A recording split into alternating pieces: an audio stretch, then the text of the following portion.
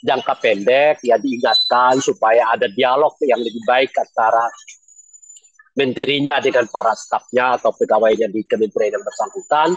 Kenyataannya sekarang jumlah kementerian ini bukan membantu presiden untuk mengetahui banyak hal gitu. Ya kan sebaliknya malah menciptakan koordinasi di antara instansi-instansi pemerintah. Tidak tertutup kemungkinan untuk melakukan reshuffle juga oleh Pak Prabowo gitu. Jadi bisa alasannya karena proporsional, bisa alasannya karena moral ya. Perlu kita kritik dari Pak Prabowo ini adalah tidak adanya standar yang jelas tentang siapa yang layak mendampingi beliau, siapa yang layak direkrut sebagai pendamping beliau gitu. Jadi nggak ada standar, nggak ada kualifikasinya.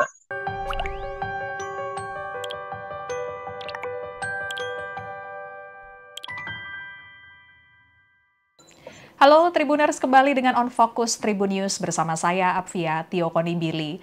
Tribuners, pemerintahan Prabowo Subianto, Gibran Rakabuming Raka akan memasuki 100 hari pertama kerja pada akhir Januari 2025 ini.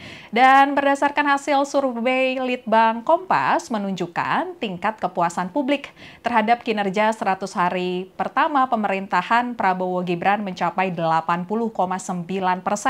Dan tingkat keyakinan publik terhadap pemerintahan Presiden Prabowo dan Wakil Presiden Gibran juga tinggi, yakni 89,4%. Prabowo mengatakan sejak menjabat, ia menanamkan niat dan kerja keras dalam kabinet pemerintahan. Oleh karenanya, para menteri Kabinet Merah Putih dinilai Prabowo sangat solid dan kompak. Sayangnya, hasil survei yang tinggi ini diwarnai dengan adanya aksi demo para pegawai di Kementerian Pendidikan Tinggi, Sains dan Teknologi atau Kemendikti Sayentek terhadap Menteri Dikti Sayentek Satrio Sumantri terkait dugaan pemecatan sepihak para pegawai di kementerian. Dan kontroversi ini menambah panjang rentetan kontroversi para pengisi Kabinet Merah Putih di 100 hari pertama pemerintahan Prabowo. Terkait dengan kontroversi para pengisi Kabinet Merah Putih, kita akan berbincang dengan pengamat politik. Ada Pak Ray Rangkuti yang sore ini tersambung dengan kita melalui Zoom. Halo, selamat sore Pak Ray. Sore, Mbak Afia. Pak, ini udah dengar kabar terbaru Pak, ini tadi pagi ada aksi demo begitu di Kemendikti Sayentek ya, ini ada para pegawai, kita bisa bilang jumlahnya puluhan, mencapai ratusan, yang melakukan aksi unjuk rasa karena diduga ada pemecatan sepihak dari menterinya. Ini kan akan berpengaruh besarkah kepada pemerintahan Prabowo Gibran dengan adanya demo dari para ASN, dan bisa dibilang ini mungkin pertama kali gitu ya Pak ya, menteri di demo sama ASN-nya. Gimana tanggapannya Pak? Iya, tadi menjelang 100 hari pemerintahan Pak Prabowo ini kan, hampir belum kita dengar sesuatu yang membuat kita, wah ini optimis deh kita kalau caranya begini gitu ya. Dan sebaliknya yang kita dengar itu adalah hal-hal yang berkaitan dengan tingkah laku para pembantu presiden ya, dari yang paling bawah katakanlah misalnya staf ahli begitu ya, atau dan sampai ke tingkat menterinya ya, pembantu staf ahli macam-macam dan sebagainya itu gitu. Berulang-ulang kita mendengar berbagai tingkah laku yang belum mencerminkan sepenuhnya mereka sebagai pejabat negara, di mana pejabat negara itu bukan saja penting dalam kerangka mengambil kebijakan dan mengeksekusi kebijakan, tapi juga mereka menjadi suri tauladan bagaimana cara berkehidupan kebangsaan yang baik dan benar gitu ya. Sebelum ini misalnya kita sering dihebohkan dengan pernyataan menteri-menteri yang merasa tidak puas dengan pembagian dan alokasi budget gitu ya. Ada yang mintanya 27 triliun, ada yang sekian triliun, macam-macam. Dapatnya ternyata cuma puluhan miliar atau bahkan mungkin ratusan miliar dan sebagainya. Belum habis itu kita dikejutkan juga dengan kata-kata yang, pengungkapan kata yang tidak patut ya kepada masyarakat kecil gitu. Lalu tuing-tuing nih ya kata orang ya. Tuing-tuing para pejabat negara gitu ya, patwal gitu yang nunjuk-nunjuk gitu ya. Hanya beberapa hari setelah itu yang bersangkutan malah pamer mobil bagus ya, meskipun itu mobil pribadinya gitu ya, mobil mewah, adu mewah mana gitu, mobil saya atau mobil yang cianu gitu ya. Dan sebelum itu kita juga dengar misalnya ada staf ahli presiden yang terlambat datang dalam pembukaan makan bergizi gratis gitu, sehingga anak-anak terpaksa harus nunggu 1 jam gitu ya. Dan tentu tidak jauh dari pandangan kita bagaimana keruwetannya koordinasi di antara para anggota kabinet terkait dengan keberadaan bambu di perairan Tangerang gitu ya. Sampai ada kelihatan menteri yang buat pernyataan yang seperti menolak dilakukan pencabutan itu gitu.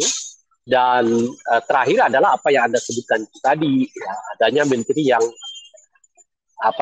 didemo sendiri oleh staf oleh pegawainya sendiri gitu. Jadi itulah yang menghiasi hari-hari kita akhir-akhir ini gitu.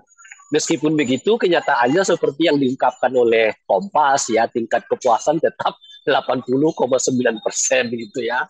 Gimana cara memandang itu? Nah, itulah kadang-kadang susah juga kita jelaskan ya, gitu kira-kira. Ya, baik Pak. Ini kalau misalnya kita lihat kasus pagi ini kan mungkin kasus berbeda dengan kontroversi para pembantu Presiden Prabowo sebelumnya ya. Karena ini ada dugaan pemecatan sepihak hanya karena perkara meja kerja. Dan juga ini kalau heboh di media sosial ini terkait dengan dugaan kekerasan fisik. Nah ini apakah Pak Prabowo harus merespon cepat terkait dengan tuntutan para pegawai di Kemendikti, atau kita perlu mungkin hanya cukup dari Pak Teddy saja gitu Pak yang memberikan statement, atau seperti apa Pak harapannya? Iya, saya kira evaluasinya harus lebih mencakup lebih jauh ya. Jadi nggak hanya sekedar berhubungan dengan sang menteri Mendikti dalam hal ini gitu ya. Tapi juga harus dilihat dari keseluruhan kinerja dari kementerian yang ada sekarang. Menjelang 100 hari ini sudah cukupkah untuk melihat apakah menteri-menteri yang sekarang ini sebenarnya menteri-menteri yang cukup pantas ya, cukup kredibel, cukup profesional untuk mendampingi Pak Prabowo selama 5 tahun ke depan. Saya kira dalam jangka 100 hari ini sebagai politisi yang sudah cukup berpengalaman di dunia politik, Pak Prabowo sudah bisa menduga ya siapa-siapa menterinya yang sebenarnya layak terus diajak bekerja sama gitu ya, atau yang perlu dimotivasi gitu, atau yang perlu diawasi, atau yang perlu diorientasi kembali dan sebagainya gitu. Dalam bahasa yang lain itu memang harus ada evaluasi yang dilakukan oleh Pak Prabowo terhadap kinerja keseluruhan kementeriannya. Siapa kira-kira yang masih bisa diajak kerjasama? Siapa kira-kira yang udah sulit lah ini diajak kerjasama gitu ya, atau masih bisa kira-kira diorientasikan, atau masih kira-kira bisa diajak dialog ya, atau kira-kira masih bisa ditingkatkan kinerjanya supaya lebih naik dan sebagainya gitu. Jadi ini evaluasi ini menurut saya yang harus dilakukan oleh Pak Prabowo terkait keseluruhan kementeriannya, tidak hanya terkait dengan menteri yang hari ini didemo oleh pegawainya sendiri gitu. Meskipun tentu sudah harus ada atensi terhadap itu, bisa saja untuk jangka pendek ya diingatkan supaya ada dialog yang lebih baik antara menterinya dengan para stafnya atau pegawainya di kementerian yang bersangkutan. Tapi itu kan untuk urusan jangka pendek ya. Tapi untuk jangka panjang tentu itu harus dilihat dalam kerangka kerja ya, yang dalam setidaknya 100 hari ini gitu. Mana kira-kira menteri-menteri yang kayaknya ini belum paham ini kemana kita mau pergi gitu ya, atau mana menteri yang nggak mau koordinasi gitu ya, masa ada bambu di sana malah dia mengatakan nggak tahu misalnya kan, dan sebagainya gitu. Jadi saya kira itu yang perlu ya dilakukan oleh Pak Prabowo sekarang. Dalam rentang waktu 100 hari itu sudah cukuplah bagi seorang politisi kawakan seperti Pak Prabowo untuk melihat ya apakah seseorang ini bisa diajak kerjasama atau tidak, atau perlu diajak dialog, perlu dimotivasi lagi, perlu didorong supaya kinerjanya lebih berhasil macam-macam dan sebagainya itu. Berarti ini menurut Pak Rey ini perlu ya para menteri dari Kabinet Merah Putih dikumpulkan gitu, tapi nggak untuk ratas membahas hal-hal tertentu yang berat, tapi untuk lebih ke menyelesaikan masalah-masalah kontroversi-kontroversi ini ya Pak ya? Ya, seperti yang saya sebut tadi, boleh jadi sampai ke soal misalnya orang ini udah susah lah dianggap untuk kerjasama gitu. Akhirnya dikeluarkan gitu ya. Atau jangan-jangan ada menteri yang apa dua kaki misalnya begitu kan. Sementara Pak Prabowo maunya ke A ya, tapi yang lainnya masih inginnya bersama dengan B begitu. Itu kan model-model yang mungkin orang ini udah susah lah. Udah kepalanya dua nih gitu kan. Misalnya diajak oleh menteri, diajak oleh Pak Prabowo untuk selanjutnya bersama beliau gitu. Jadi tidak tertutup kemungkinan untuk melakukan reshuffle juga oleh Pak Prabowo gitu. Jadi bisa alasannya karena proporsional, bisa alasannya karena moral, ya, bisa alasannya juga karena apa namanya itu kemenduaan gitu. Jadi dalam bahasa yang lain ada arus politik yang mulai berbeda nih yang mau dilakukan oleh Pak Prabowo. Sementara para pembantunya arus politiknya masih masa lalu nih gitu. Jadi akan sangat sulit untuk menopang kerja-kerja Pak Prabowo dengan arus politik baru ini, misalnya begitu. Perlu nih Pak Rey dibentuk tim investigasi khusus gitu untuk mengawasi para menteri, karena ini kan tanggung jawab menteri langsung gitu ya kepada presiden Pak. Karena kalau tadi Bapak bilang ini kayaknya perlu nih ada reshuffle. Iya, ya, kebanyakan organ kali ya.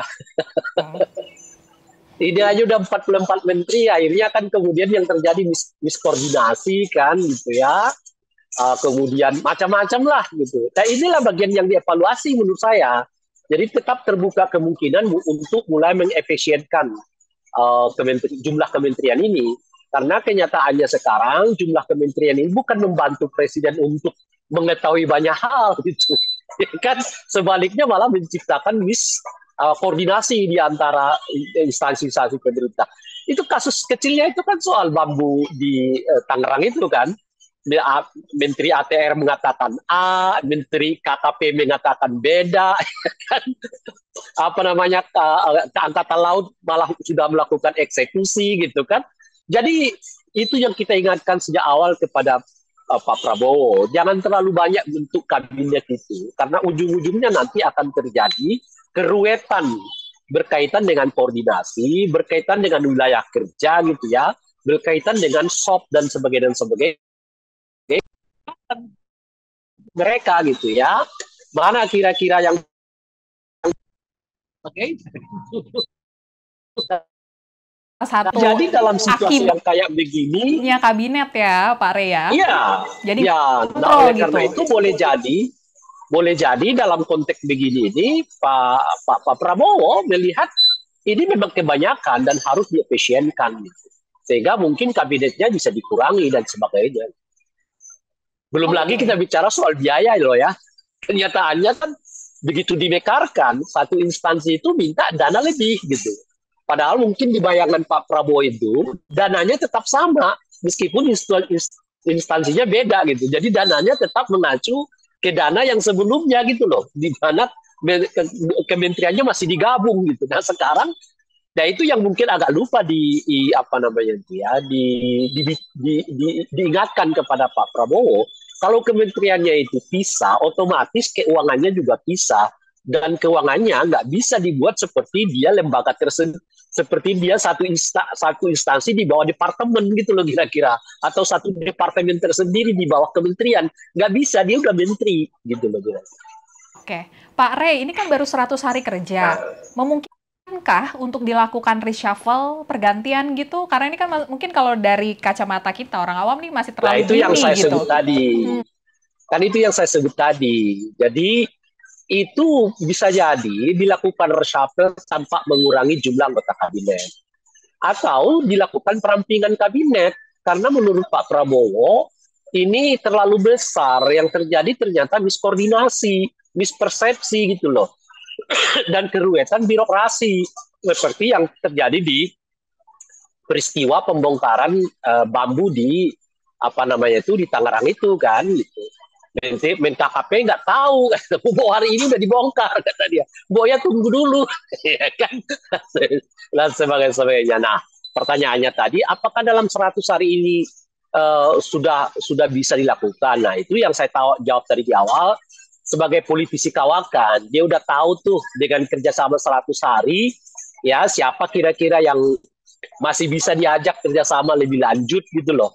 Siapa kira-kira yang masih bisa mengarungi jalanan yang kita ingin jalankan ini gitu, atau mana menteri kira-kira yang perlu dipush lagi gitu ya, perlu didorong lagi dan sebagainya. Cukup 100 hari beliau udah tahu mestinya gitu, sebagai politisi kawakan. Oke, baik. Nah, kemudian nih Pak Rey, kalau misalnya kita ngobrol-ngobrol mengenai apa yang terjadi kontroversi selama 100 hari kerja pertama, ini kita ibaratnya yang terjadi nih, kalau dulu-dulu kita khawatirnya, aduh korupsi apa lagi nih, gitu ya. Nah, kalau sekarang nih justru lebih ke manner gitu, kelakuan. Kalau misalnya kalau kita mundur dari 1 hari setelah pelantikan ya Pak ya, itu kita ada Menteri Yandri gitu yang menggunakan kop surat kementeriannya untuk acara pribadi, walaupun beliau sudah minta maaf dan mengatakan tidak akan mengulanginya lagi ya Pak ya. Terus ini kemudian beruntut gitu. Jadi kayak kalau misalnya kita nunggu, aduh kelakuan gitu ya Pak ya. Ini gimana nih menurut dari kacamata pengamat politik sebenarnya poin apa sih yang seharusnya menjadi titik utama untuk Pak Prabowo merekrut gitu para pembantunya? Nah itulah masalahnya, karena kita nggak tahu standar dari Pak Prabowo terkait dengan para pembantunya sejak dari awal. Karena semua jenis orang bisa masuk ke dalam, yang penting itu dekat dengan Pak Prabowo dan dekat dengan partai-partai pendukung Pak Prabowo gitu loh. Cuma itu kelihatan standarnya gitu. Nah yang terakhir itu kan yang mengundang banyak komentar orang adalah masuknya mantan buzzer ke dalam staf ahli kementerian. Ya kan? Makanya jadi kita bingung. Sebenarnya standar Pak Prabowo ini apa gitu? Itu yang kita nggak, ya bagi saya itu yang saya nggak lihat dari cara perekrutan ya pembantu-pembantu para Pak Jokowi ini gitu. Ya orang yang belum menuntaskan pekerjaannya terkait dengan judol misalnya, itu juga masih tetap diangkat sebagai menteri gitu ya. Sebagai dan sebagainya gitu. Mantan buzzer diangkat jadi menteri gitu ya. Jadi memang salah satu yang menurut saya ya perlu kita kritik dari Pak Prabowo ini adalah tidak adanya standar yang jelas tentang siapa yang layak mendampingi beliau, siapa yang layak direkrut sebagai pendamping beliau gitu. Jadi nggak ada standar, nggak ada kualifikasinya, semua bisa masuk. Kalaupun ada standarnya, itu yang kita suka di. Yang penting itu dia dekat dengan Pak Prabowo atau dekat dengan partai-partai yang mendukung Pak Prabowo gitu.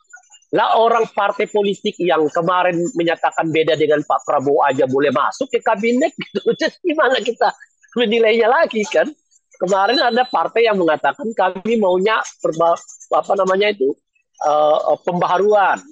Itu Pak Prabowo maunya kelanjutan. Yang pembaharuan itu aja, itu kan artinya berhadapan-hadapan dengan Pak Prabowo itu masuk juga ke kabinet gitu. Jadi ini standarnya apa kita nggak tahu. Nah ini yang susah gitu. Jadi standar politiknya kita nggak tahu, ya standar kinerjanya kita nggak tahu, standar kualifikasi orangnya kita tidak tahu, standar keahliannya kita nggak tahu. Semua bisa ditampung oleh Pak Prabowo.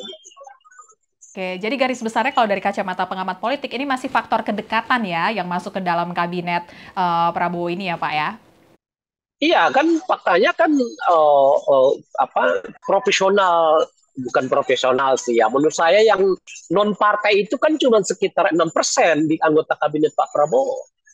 Dari 44 itu artinya hampir mencapai 90% itu adalah perwakilan partai politik. Makin jauh dari partai politik itu sedikit jauh dari partai politik itu adalah relawan-relawan gitu. Oke, baik. Pak Rey, mungkin ini terakhir ini dari pengamatan Pak Rey, ini bagaimana langkah harmonisasi ke depan untuk pemerintahan? Karena kalau misalnya tadi kita ngobrolin ke belakang, ini ada faktor gendutnya kabinet yang membuat akhirnya jadi semrawut gitu kabinetnya saat ini. Ini apakah perlu Pak Prabowo mengeluarkan aturan khusus atau himbauan khusus kepada para menterinya, Pak? Pertama adalah Pak Prabowo jangan terbuai pada survei yang menyebut tingkat kepuasan 80,9%. Itu dulu. Sebab kalau kita baca survei itu tingkat kepuasannya itu berdasarkan karena bansos jalan, ya kan, makan bergizi gratis jalan, gitu. Ya itulah kira-kira jadi orang merasa puas. Dan model yang kayak begitu ya telah membuat kita silau selama 5 tahun terakhir ini, yang mengakibatkan terjadinya praktek yang menurunkan kualitas demokrasi kita di mana-mana.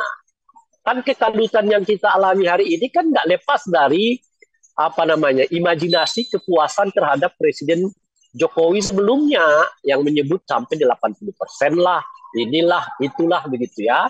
Sehingga karena tingkat kepuasan yang begitu tinggi itu, kita lupa melihat sektor-sektor lain di luar soal bansos, di luar soal makan bergizi gratis. Sektor apa? Sektor yang berhubungan dengan pemberantasan korupsi, sektor penegakan hukum, sektor keadilan, sektor profesionalitas polisi dan TNI, begitu ya. Sektor lain-lainnya boleh disebut semua sektor-sektor yang berhubungan di luar perut, gitu ya, di luar soal bansos itu kita mengalami penurunan. Nah, itu justru yang sekarang menurut saya Pak Prabowo kerepotan untuk menyelesaikannya, karena warisan-warisan dari berbagai kerumitan itu sekarang mulai kelihatan satu persatu. Nah, oleh karena itulah menurut saya Pak Prabowo sangat terlalu terbuai dengan tingkat kepuasan 80%. Karena modalnya pun tidak tahu, selama Pak Prabowo bagikan bansos gitu ya, MBG dibagikan, lalu disurvei, ya orang akan puas gitu. Tapi bagaimana kita bisa menjelaskan urusan bambu yang 30 km saja begitu berbitnya diselesaikan, ya kan? Bagaimana kita bisa menjelaskan hampir tiap hari ada saja cerita tentang polisi yang unprofesional, ya, tembak menembak dan sebagainya gitu ya. Bagaimana kita bisa menjelaskan kok tiba-tiba ada staf ahli presiden macam-macam itu yang pamer kekayaan kepada publik, padahal pejabat negara, dan seterusnya itu. Nah, oleh karena itu bagi saya mudah Pak kelihatan sekali meningkatkan kepuasan selama bansos MBG jalan itu, ya masyarakatnya akan puas. Tapi itu jelas tidak mengubah wajah bangsa kita ke arah yang lebih baik. Oleh karena itulah momentum 100 hari ini jangan terpesona pada kepuasan dalam survei itu, yang sudah jelas-jelas banyak sekali pekerjaan yang semestinya dikerjakan oleh Pak Prabowo, sehingga dengan begitu jangan sungkan-sungkan. Jika memang harus melakukan reshuffle, kemudian menyederhanakan kabinet, maka saya menyarankan Pak Prabowo harus melakukannya. Iya, baik Pak Rey. Terima kasih obrolan kita sore hari ini nih. Sama-sama. 100 hari kerja pertama nanti semakin berkembang lebih baik lagi pemerintahan Pak Prabowo. Oke, kalau gitu Pak Rey, nanti kita ngobrol-ngobrol lagi ya Pak ya. Siap. Itu dia Tribuners perbincangan kita mengenai salah satu kontroversi yang terjadi hari ini, yakni terkait dengan demo yang dilakukan para ASN di Kemendikti Sayentek yang mendemo Menteri Dikti Satrio Sumantri terkait dengan dugaan pemecatan sepihak pegawai di Kemendikti Sayentek. Kalau begitu saya Apvia Konibili pamit undur diri. Berita terupdate lainnya dapat Anda saksikan di kanal YouTube Tribun News. Sampai jumpa. Download Tribun X sekarang. Menghadirkan lokal menjadi Indonesia.